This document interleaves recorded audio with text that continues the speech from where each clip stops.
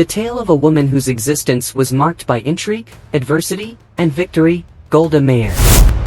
Emerging from a background of struggle, she ascended to the ranks of one of the most impactful figures of the 20th century. But what path did a young woman from Kyiv take to alter the trajectory of history? A young woman, encircled by poverty and oppression, would one day preside over a new country. What mysteries lay at the core of her steadfast determination? What were the sacrifices she had to make to realize her ambitions? As we delve into the depths of her narrative, you'll discover the concealed obstacles and pivotal moments that defined her fate. What event marked the turning point that thrust her into the realm of political prominence? How did she maneuver through the perilous seas of global relations? And what were the untold stories behind her most contentious choices? Each layer of her story uncovers the hidden challenges and critical junctures that molded her destiny. Join us as we unravel the mysterious odyssey of Golda Meir. What motivated her to challenge norms and lead with such audacity? What were the dark forces that loomed over her, and how did she surmount the seemingly unbeatable challenges? Get ready to be captivated by the narrative of a leader whose legacy is as stirring as it is inspiring.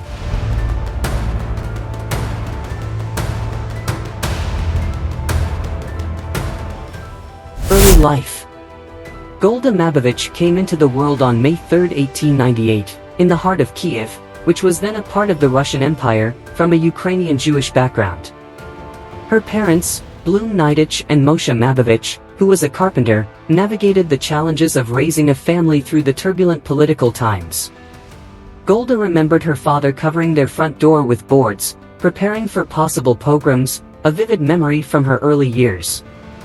She grew up with her two sisters, Shayna, born in 1889, and Tsipk, born in 1902, and sadly, lost 5 other siblings at a young age. In 1903, Moshe Mabovitch left for New York City in search of better job prospects. During his absence, the family moved to Pinsk, now in Belarus, to be near Blum's relatives. In 1905, Moshe relocated once more, this time to Milwaukee, Wisconsin, where he found employment in the local railroad yard workshops. By 1906, he had saved enough money to bring Golda, her mother, and sisters to the United States. They journeyed from Quebec to Milwaukee by train. Upon settling in Milwaukee, Golda's mother opened a grocery store on the city's north side. By the time Golda was 8, she was taking on the responsibilities of the store when her mother went out to buy supplies. She attended 4th Street Grade School, now known as Golda Meir School, from 1906 to 1912. Golda showed leadership skills early on. In 1908, she and her friend Regina Hamburger started the American Young Sisters Society, raising funds to buy textbooks for their classmates. Despite her duties at the store occasionally causing her to be late, Golda graduated as the top student in her class.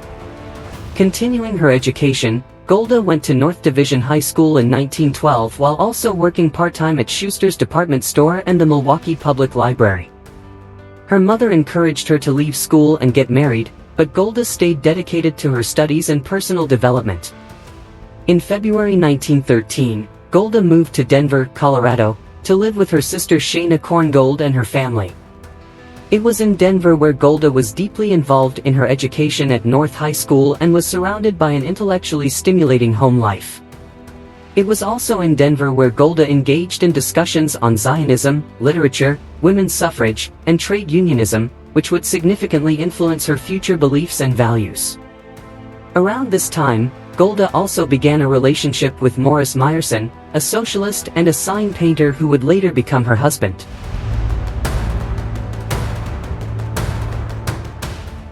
Return to Milwaukee, Zionist activism, and teaching. In 1914, after clashing with her sister, Golda Meir left North High School to look for work, moving out of her sister's house. After making peace with her parents, she went back to Milwaukee and went back to school at North Division High School, earning her diploma in 1915. During this period, she became very active in Young Pole Zion, which later became known as Habanim, a youth movement of labor Zionists. She was a regular attendee at public gatherings and was deeply committed to socialist Zionism. In 1916, She went to Milwaukee State Normal School, now the University of Wisconsin-Milwaukee, possibly until the middle of 1917. After that, she began teaching at a Yiddish-speaking Volksschule in Milwaukee, where her dedication to labor Zionism only intensified. On July 9, 1917, Golda became a U.S. citizen, getting her citizenship through her father's naturalization, which was the usual way for children under 21 to become citizens at that time. Golda married Morris Meyerson on December 24, 1917. A key requirement for their marriage was Golda's wish to move to Palestine. She had planned to move there right away, but World War I caused the suspension of transatlantic passenger services.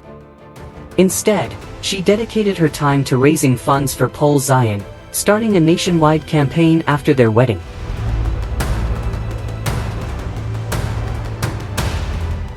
Immigration to mandatory Palestine.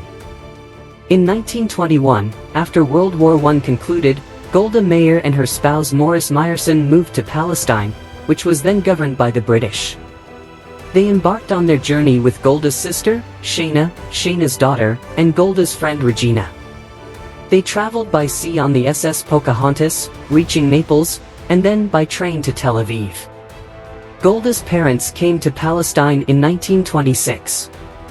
At first, they encountered difficulties in being accepted into the kibbutz Merhavia in the Jezreel Valley, with their initial application being turned down. However, they were eventually welcomed, and Golda took on various tasks including almond harvesting, tree planting, managing poultry, and running the kitchen. Her leadership skills were acknowledged, leading her to become the kibbutz's delegate to the Histadrut, the General Federation of Labor. In 1924, Golda and Morris temporarily left Merhavia and lived in Tel Aviv before moving to Jerusalem. It was in Jerusalem where they had their two children, a son, Menachem, born in 1924, and a daughter, Sarah, born in 1926. Golda took a brief return to Merhavia in 1925, focusing instead on her expanding family and her increasing involvement in the Zionist movement.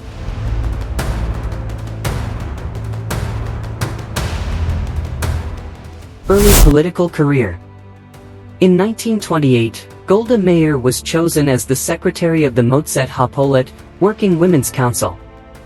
Her abilities as a leader were further developed over a two-year period from 1932 to 1934 in the United States, where she acted as an envoy for the organization and sought specific medical treatment for her daughter's kidney condition. Upon her return to Palestine in 1934, Meir rose to the executive committee of the Histadrut and eventually took charge of its political department. This critical position provided essential preparation for her later roles in Israeli leadership.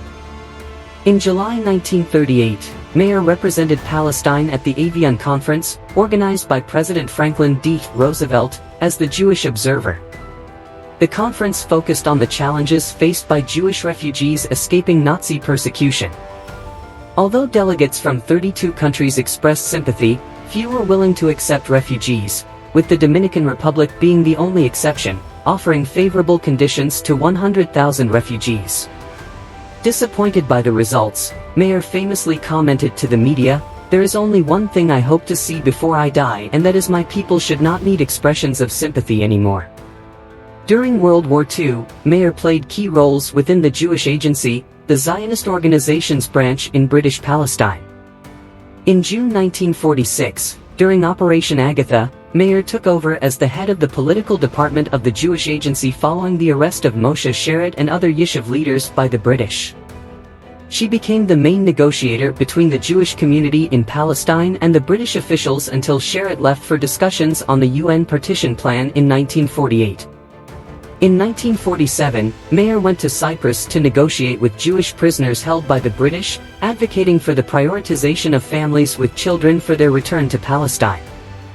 Her efforts were largely successful. Before the start of the 1947 to 1949 Palestine War, Meir's diplomatic skills were on display during her friendly meeting with King Abdullah I of Jordan in November 1947. Abdullah's position, viewed as cooperative and non-aggressive, positioned him as a possible ally for a future Israeli state, in stark contrast to other Arab leaders. Role in the Palestine War and the establishment of Israel. On November 17, 1947, right before the beginning of the 1947 to 1949 Palestine War, Golda Meir convened a discussion with King Abdullah I of Jordan.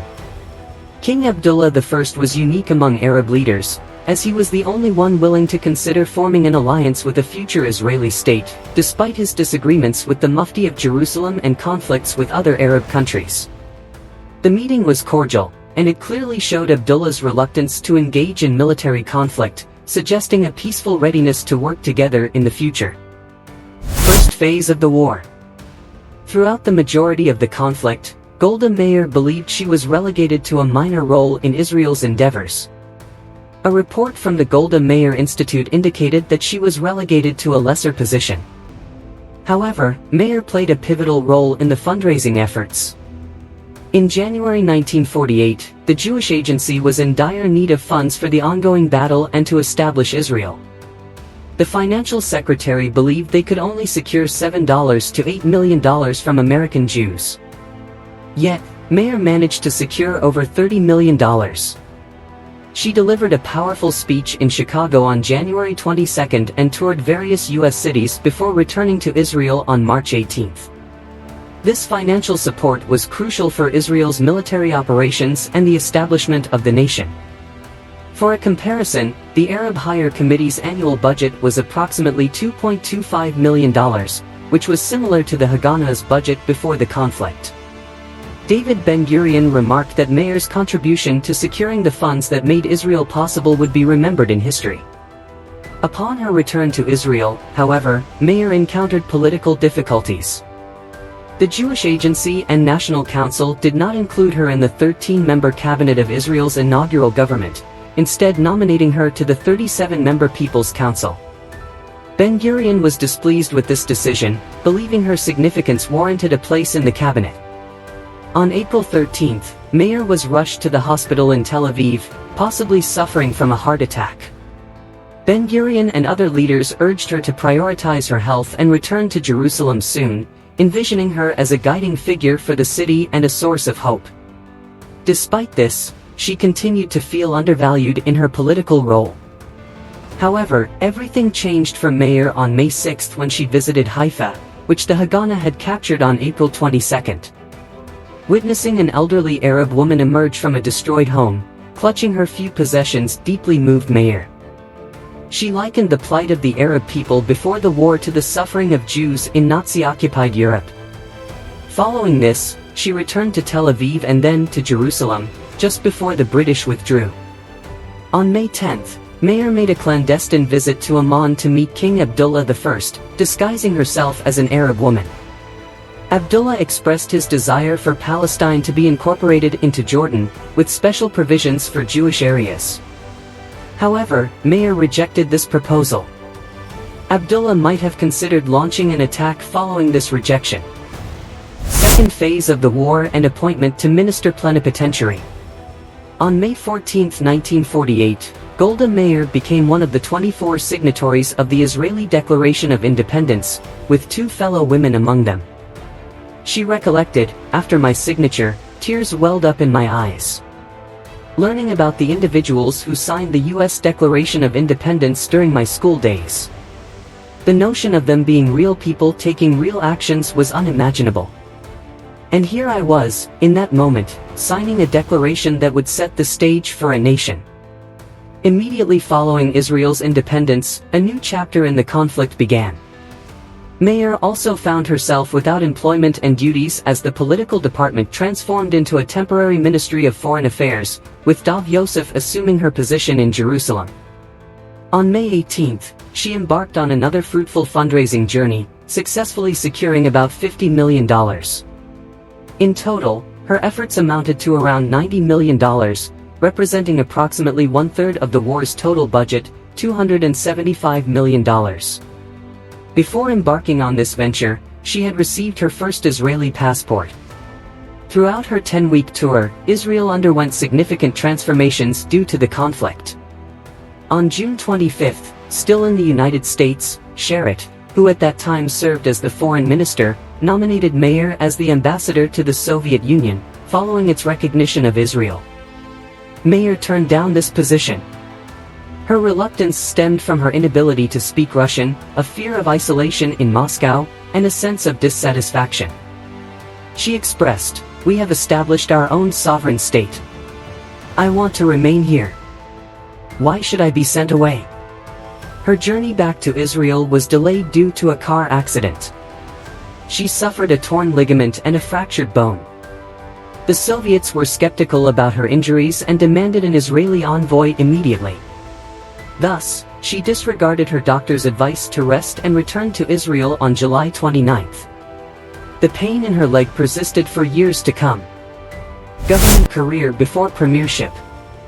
Minister Plenipotentiary to the Soviet Union, 1948 to 1949.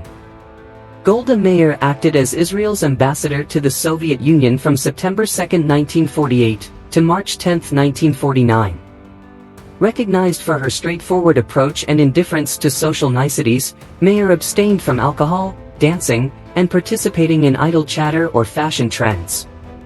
When inquired by a Russian envoy about her journey to Moscow, she humorously replied through an interpreter, "Please inform His Excellency the Ambassador that we arrived on donkeys."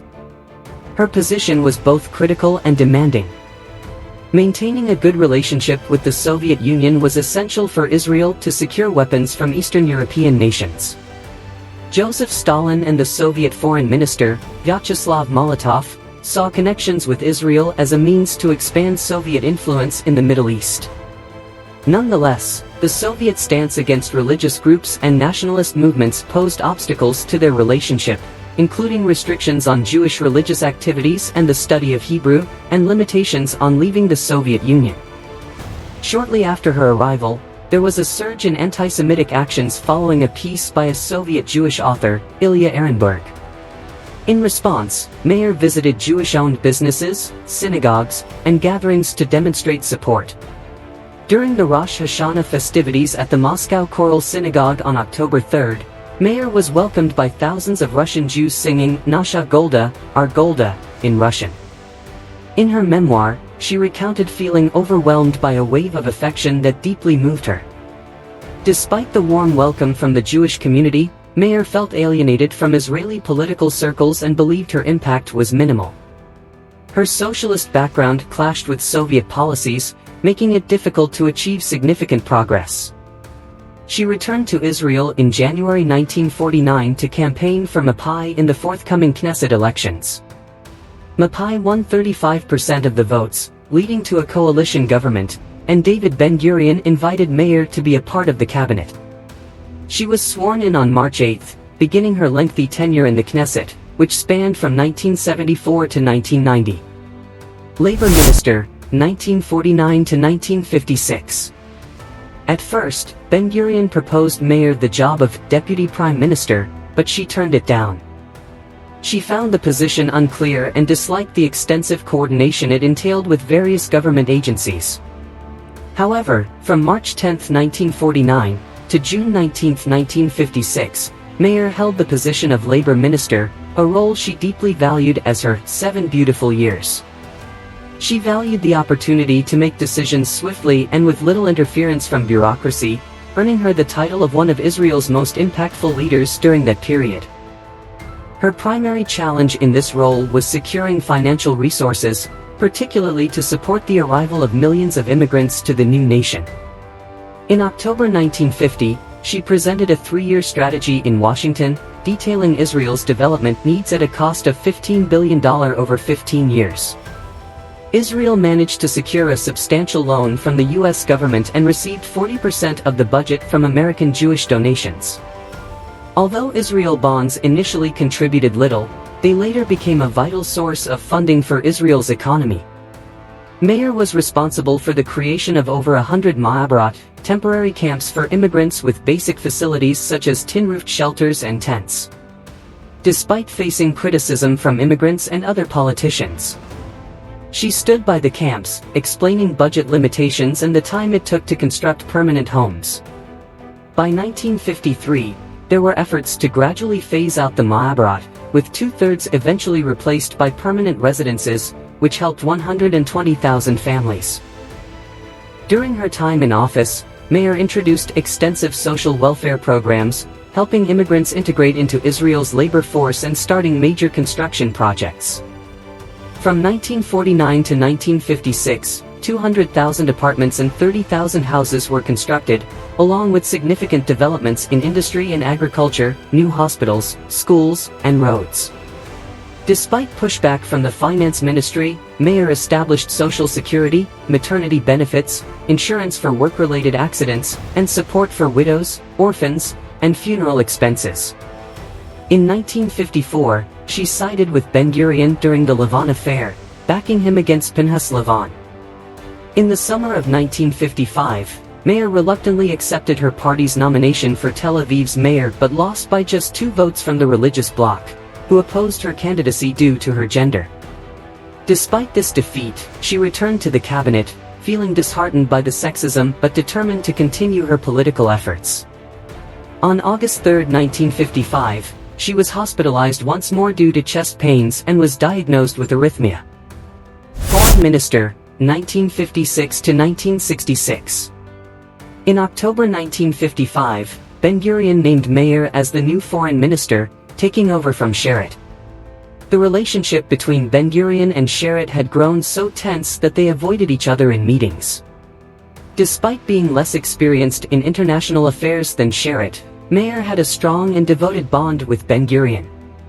However, she faced opposition from colleagues who supported Sharett, making her department a challenging environment. Meir held the position of foreign minister from June 18, 1956, to January 12, 1966. Her role began during the 1956 Suez Crisis, a period when Israel, along with Britain and France, intervened in Egypt to regain control of the Suez Canal, oust Egyptian President Gamal Abdel Nasser, and ensure access through the Straits of Tiran. She worked closely with the French government and military before the military action. In the United Nations discussions on the crisis, she represented Israel. In the end, the pressure from the US, Soviet Union, and the UN forced the invaders to retreat. As foreign minister, Meir aimed to establish connections with newly independent African countries, with the goal of strengthening Israel's global partnerships. She believed Israel could act as a role model for these nations in areas such as land recovery, agricultural improvement, irrigation, community living, and defense. She viewed Israel's solutions to these issues as valuable lessons that larger, more affluent countries had not yet found. A key part of her duties involved advocating for the US to provide military equipment to Israel. A notable achievement was in 1962 when the White House secretly agreed to supply Hawk missiles to Israel. However, her relationship with the Soviet Union remained tense throughout her term. On October 29, 1957, Meir suffered a minor injury to her foot when a Mills bomb was hurled into the Knesset chamber. The assailant, 25-year-old Moshe Dweck, also wounded Ben-Gurion and Moshe Carmel. Dweck, known for his mental instability, was from Aleppo and his actions were linked to a conflict with the Jewish Agency. In 1958, after the passing of Pope Pius XII, Meir publicly expressed her gratitude for his support to the Jewish people during World War II. His role as a wartime pope continues to be a topic of debate in the 21st century. In the same year, as there was a significant increase in the number of Jews moving from Poland to Israel, Meir supported the idea of not allowing disabled and ill Polish Jews to come to Israel. She shared her views in a letter to Israel's ambassador in Warsaw, Katriel Katz, explaining, "The Coordination Committee has suggested to inform the Polish government about our plan to start selecting immigrants, as we are no longer able to accept those who are sick or disabled. Could you please let the Poles know about this without making it difficult for them to immigrate?" By late 1965, at the age of 67, Meir was diagnosed with lymphoma. In January 1966, she decided to retire from her position as foreign minister, citing fatigue and health problems, but she remained active in the Knesset and served as the Secretary General of Mapai. During the 1960s, Meir lived in an apartment on the top floor of a building called Villa Harun al-Rashid. Originally constructed in 1926 by Hannah Bisharat, The building had been occupied by British officers before being taken over by Zionist groups for its strategic view from the roof. George Bisharat, the grandson of Hannah Bisharat, mentioned that Meir had the tiles at the front of the building sandblasted to hide the name Villa Harun al-Rashid and to keep the fact that she was residing in an Arab-owned home a secret. Premiership, 1969 to 1974. The sudden passing of Prime Minister Levi Eshkol on February 26, 1969 resulted in Yigal Allon being named the interim Prime Minister, with the intention of holding elections to select his permanent replacement. It was widely anticipated that Golda Meir would emerge victorious in these elections, and indeed, on March 7, 1969, the party's Central Committee confirmed her as the new leader of the party. At 71 years old, Meir had concerns about her health but ultimately decided to accept the position, expressing her dedication to upholding the party's decisions, as she had consistently done in the past. Meir took office as Prime Minister on March 17, 1969 and served until June 3, 1974, during which time she preserved the national unity government that had been established in 1967 following the Six-Day War. This government was formed when Mapai, Rafi, and Ahadut HaAvoda merged to create the Israeli Labour Party. Just 6 months into her role, Meir led the newly formed alignment, which included Labour and Mapam, into the 1969 general election. This alliance achieved the highest electoral success for any single party or faction in Israeli history, securing 56 seats, a result that was very close to an absolute majority but fell short of it. The government of national unity remained in place. Throughout the late 1960s and early 1970s, Meir engaged in numerous diplomatic efforts with global leaders to further her peace initiatives, including discussions with Richard Nixon in 1969, Nicolae Ceausescu in 1972, and Pope Paul VI in 1973. In 1973, she welcomed West German Chancellor Willy Brandt to Israel. In August 1970, Meir agreed to a U.S. peace proposal aimed at ending the war of attrition, agreeing to Israel's commitment to withdraw to secure and recognized boundaries as part of a broader peace agreement. This led to the Gahal Party withdrawing from the national unity government, but Meir continued to lead the coalition. On February 28, 1973, during her visit to Washington, D.C., Meir reached an agreement with Henry Kissinger's peace proposal, which focused on security versus sovereignty. This agreement involved Israel accepting Egyptian sovereignty over the Sinai Peninsula in exchange for Egypt recognizing Israel's presence in strategic areas of Sinai. There was no such thing as Palestinians. In June 1969, during an interview to celebrate the 2-year anniversary of the Six-Day War, Golda Meir made a statement that has since been seen as one of her most contentious comments. She declared, "There was no such thing as Palestinians," a declaration that has been frequently used to illustrate Israel's denial of Palestinian identity. This interview, named "Who Can Blame Israel?" appeared in the Sunday Times on June 15, 1969. Here's a snippet from their conversation. Frank Giles: "Do you believe the rise of the Palestinian resistance groups, the Fedayeen, marks a significant development in the Middle East?" Golda Meir: "Yes, it's a new factor. But it's not important. There was no Palestinian nation with a Palestinian state. It was either southern Syria before the First World War, and then Palestine including Jordan. It's not as if there was a Palestinian nation in Palestine identifying themselves as Palestinians, and we just came in and expelled them, taking their land. They didn't exist." Munich Olympics, 1972. After the tragic event of the Munich massacre during the 1972 Summer Olympics, Golda Meir urged the worldwide community to safeguard our people and denounce the atrocious criminal deeds. Disappointed with the perceived lack of worldwide reaction, she gave the green light to the Mossad to pursue and neutralize the suspected heads and members of Black September and the PFLP. Dispute with Austria, 1973. During the 1970s, around 200,000 Soviet Jews made plans to escape the Soviet Union and move to Israel, with many choosing Austria as their departure point. In September 1973, when Palestinian extremists took control of 7 of these Jews at the border between Austria and Czechoslovakia, Austrian Chancellor Bruno Kreisky took action by shutting down the Jewish Agency's transit center in Skona, Austria. Shortly after in Vienna, Golda Meir tried to convince Kreisky to reverse his decision, using his own Jewish background as a point of appeal and criticizing him for giving in to terrorist threats. However, Kreisky stood by his decision, leading to Meir's decision to return to Israel feeling disappointed. A few months down the line, Austria eventually established a new transit camp. Yom Kippur War, 1973. Many critics argue that Meir might have been able to avoid the Yom Kippur War in 1973. Leading up to the conflict, Egyptian President Anwar Sadat repeatedly called for peace in return for a complete withdrawal of Israeli forces from the Sinai. However, Meir declined these offers, having previously proposed discussions on giving up most of the Sinai, but not willing to go back to the borders before 1967, which Egypt required for peace negotiations under her leadership. As the country's head during the war, her main concern was about choosing the right time for the initial military actions and making sure the Israeli Defense Forces, IDF, were fully ready for victory. Before the Yom Kippur War, Israeli intelligence was uncertain about an immediate attack. Yet, on October 5, 1973, Meir got worrying reports of Syrian troops gathering on the Golan Heights, similar to what happened before the Six-Day War.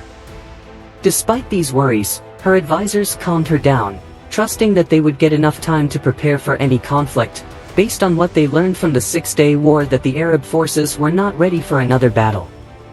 As a result, even though she had the authority from the Knesset to call for a complete military mobilization, which usually required a decision from the cabinet, Meir was reluctant to get Israel's forces ready early. As the threat of war grew closer, 6 hours before the fighting started, Meir had a meeting with Defense Minister Moshe Dayan and General David Elazar. Dayan, who was hopeful that war wouldn't happen, suggested only using the Air Force and 2 divisions. On the other hand, Elazar pushed for a full-scale army mobilization and an attack on Syrian forces before they could strike back. On October 6, Meir gave the green light for a full-scale mobilization but decided against launching a preemptive attack. Her choice was driven by concerns that such an attack could make Israel look like the aggressor, risking important foreign aid and military backing, especially from the United States. She made it a priority to let Washington know her position, a move that was later supported by U.S. Secretary of State Henry Kissinger, who recognized that a preemptive Israeli move would have weakened U.S. support for Israel during the conflict that followed. Resignation, 1974. After the Yom Kippur War, Meir's administration encountered internal turmoil and was under intense scrutiny regarding Israel's preparedness for battle. The Agranat Commission, appointed to look into the conflict, exonerated Meir from direct blame. In assessing her actions on the day of Yom Kippur, the commission commended her decision. She made judicious choices, demonstrating common sense and swiftness, in support of the complete mobilization of reserves as advised by the Chief of Staff, despite considerable political challenges, thereby providing essential support to the country's defense. Even though her party emerged victorious in the December 1973 elections, the alliance lost its majority and was unable to form a government. Meir stepped down as Prime Minister on April 11, 1974, and left her position in the Knesset on June 7, 1974. She chose not to run for office again, convinced that the public had spoken and that she had fulfilled her duties as Prime Minister. Meir highlighted the necessity for a new coalition government, saying, "5 years are enough. It's too much for me to bear this responsibility." Yitzhak Rabin took over as Prime Minister on June 3, 1974. After premiership and death, 1974 to 1978. In 1975, Golda Meir released her autobiography, My Life, which quickly rose to the top of the New York Times bestseller list. This book offered a sincere and reflective exploration of her life, detailing her childhood, political career, and the critical events that shaped her leadership in Israel and globally. It provided readers with a personal view of her journey, starting from her early life in Russia and the United States, to her rise as one of Israel's most impactful leaders. On November 21, 1977, Meir gave a moving speech at the Knesset for the Labour Party during the historic visit of Egyptian President Anwar Sadat to Israel. As Sadat became the first Arab leader to visit Israel, Meir's speech underscored the importance of his bravery and vision for peace in the Middle East. She highlighted Sadat's visit as a key moment that could inspire future generations to steer clear of conflict. Despite recognizing the numerous unresolved issues between the two countries, Meir voiced her hope that Sadat's courageous move would set the stage for a peaceful solution through understanding and conversation. On December 8, 1978, at the age of 80, Golda Meir died in Jerusalem after a battle with lymphatic cancer, lymphoma. Her passing signaled the conclusion of an extraordinary period in Israeli politics and leadership. She was buried with great respect at Mount Herzl in Jerusalem, a perfect tribute to her lasting legacy as one of Israel's founding mothers and a steadfast defender of its security and prosperity. Golda Meir is remembered not only for her crucial role in the history of Israel but also for her steadfast commitment to the principles of peace, justice, and the Jewish state. Personal life. Morris Meyerson, also known as Meyerson, was born on December 17, 1893, in Chicago, Illinois. He married Golda Meir on December 24, 1917, and they were together until his passing in Jerusalem on May 25, 1951. Although they never went through a divorce, their relationship slowly drifted apart over the years. In the 1930s, while Meir took their kids to the United States, Morris stayed behind in Jerusalem. Meir had 2 children. Her son, Menachem, was born in Jerusalem in 1924 and died on December 14, 2014, in Tel Aviv. He was a professional cellist who received his education at the Israel Conservatory and the Manhattan School of Music. Her daughter, Sarah, was born on May 17, 1926, and passed away on January 30, 2010, in Revivim. Meir was the sister of Shana, 1889–1972, and Tzipk, 1902–1981, with 5 other siblings who did not survive childhood. Morris, Shana Korngold, and her husband Shalmai were interred at Nahalat Yitzhak Cemetery in Givatayim. In 1956, after taking on the role of foreign minister, Meir decided to change her surname from Meyerson to Meir, which translates to illuminate in Hebrew, following a tradition started by her predecessor Moshe Sherratt for all foreign service members to adopt Hebrew surnames. Meir was known for her heavy smoking and coffee consumption, along with her lack of regular exercise, which may have played a role in her ongoing heart issues.